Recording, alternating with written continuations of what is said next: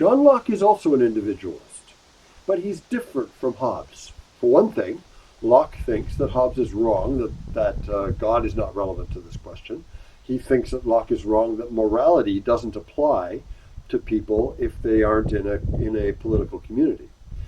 Hobbes thinks that morality comes from social convention and is added onto our nature by the fact that we've chosen to organize ourselves in a way that includes moral standards.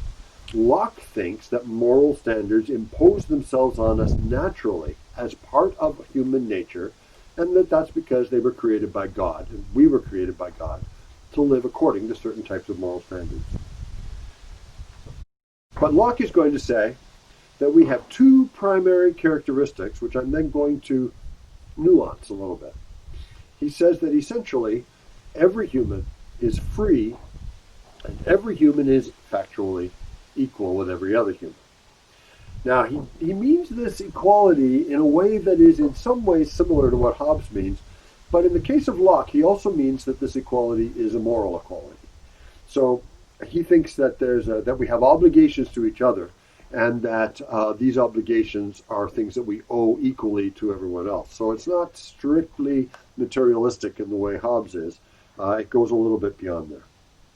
But let's talk about these a little bit. So equality means, in the factual sense, that nobody at a practical level, actually has real power over anyone else when we're just taken at our bare nature. So as a part of human nature, no one naturally has power over anyone else. Nobody can force anyone else to do their bidding.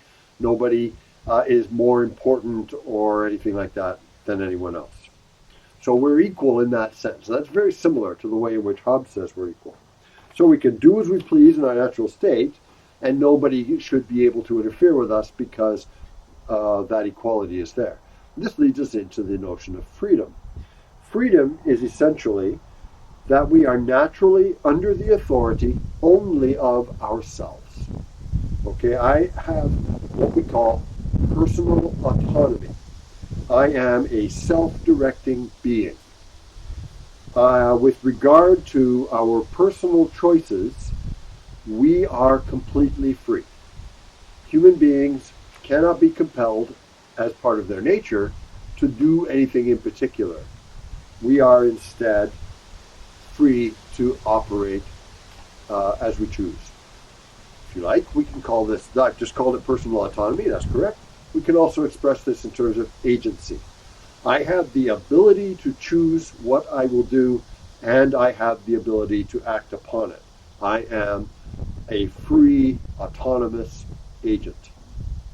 That is, as an individual, the individualism is still here, but Locke is going to see us as cooperating more freely in a state of nature than Hobbes is going to see. So when I'm operating in a state of nature, according to Locke, I'm going to operate in accordance with other people.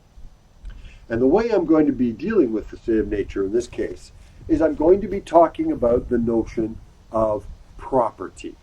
So I have stuff. And when I'm operating in the context of my stuff, the things in the world that I own, I have the same level of freedom, the same autonomy that I had in the abstract in terms of my own behavior. Why is that? Well, it's because of this. When I own something, that thing is in a sense an extension of my own self. How can I say that? Well, first and foremost, I have property in my own self. I own myself.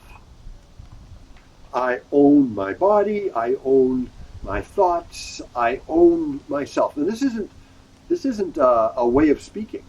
This is what Locke thinks is literally true.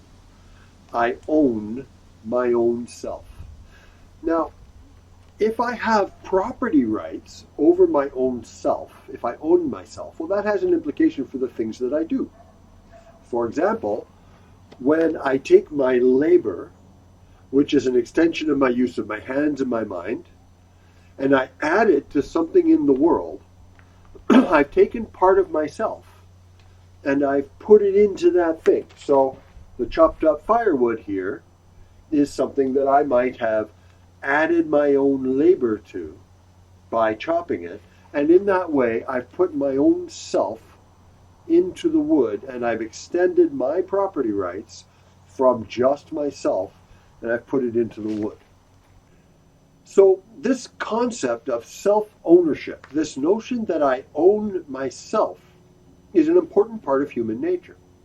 And when I take that aspect of the theory and I apply it to the notion of the state of nature, where I'm really just thrown upon myself, my own nature, and nothing else, well, it becomes obvious that owning property is an essential part of what it is to be human, according to Locke.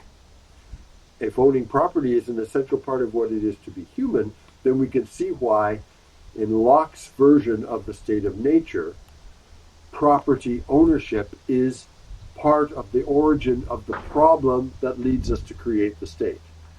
In the state of nature, we are unable to effectively protect our property. Now, is the state of nature as negative a situation as for Hobbes? Well, no. Because in the state of nature, I'm able to take the things in the world and develop them and keep them and use them for myself, and I can also collaborate with others if I choose to do so, and I can build up my situation in the state of nature, and I can be fine.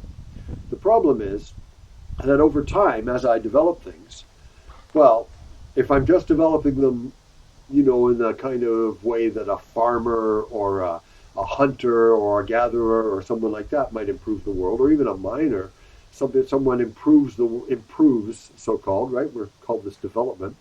But if I use the things in the world and I'm developing them, well, if I do that, then, I can do that to the extent that I need the materials. And if I have things that are left over, well, I don't need to use them, so I should leave them for others. And so I should only take as much as I need, and I should leave as much as I can and as good as I can for others. And Locke basically thinks, this is back in the days when the English were just starting to explore the Americas, Locke thinks that that there's basically enough land and enough resources for everyone. And so he doesn't think that the state of nature is a state in which there's a lot of scarcity, and so we don't need to worry about a lot of competition. However, after I start developing things, I might start to want to exchange things more and more and more, and without going into detail, eventually I'm going to come up with the concept of money.